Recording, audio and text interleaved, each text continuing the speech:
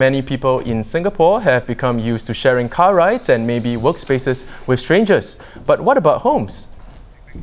A growing number of businesses are betting on co-living, where occupants rent a room in a furnished apartment with common facilities shared with other tenants.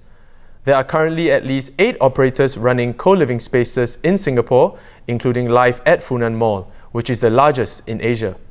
For a cool $150 per night, you could swap your boring old abode for a swanky new home. Would you?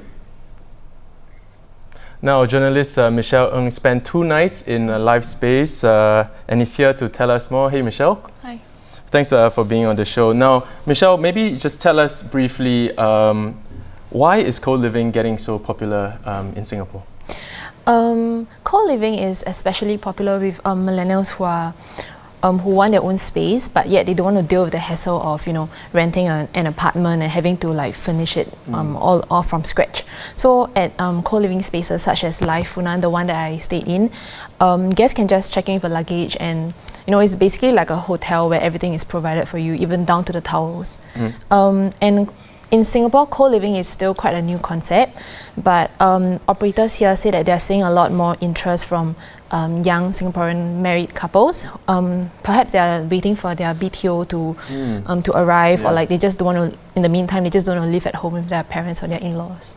Now, in your story, you talk a bit about connecting through co-living. What are some of the features that help, facilitate this connection?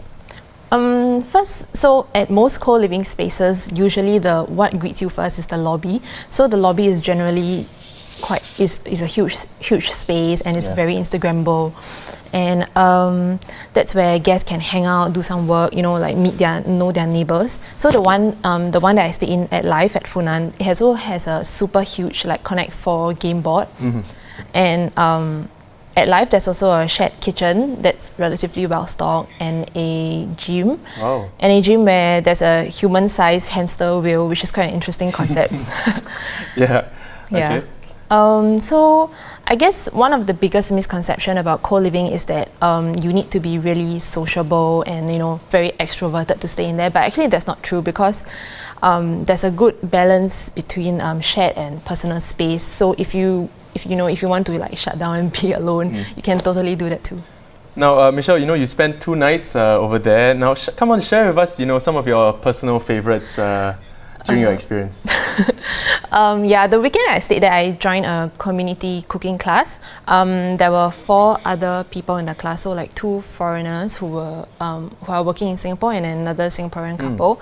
And that day, we were making char kway teow, or at least some version of char kway teow. Yeah. and we had it for dinner together. So it was quite a nice experience to make new friends. Looks really good. Thanks for making us hungry on the show. Now, thanks, Michelle, for sharing with us your experience. I don't know how to cook, so I will definitely sign up for a cooking class.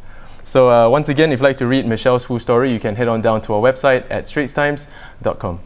Now, those were the top stories of the day. For more news and videos, you can always head on down to our website. Now, once again, I'm Dylan, and thanks for tuning in. Join us tomorrow for more stories on The Big Story.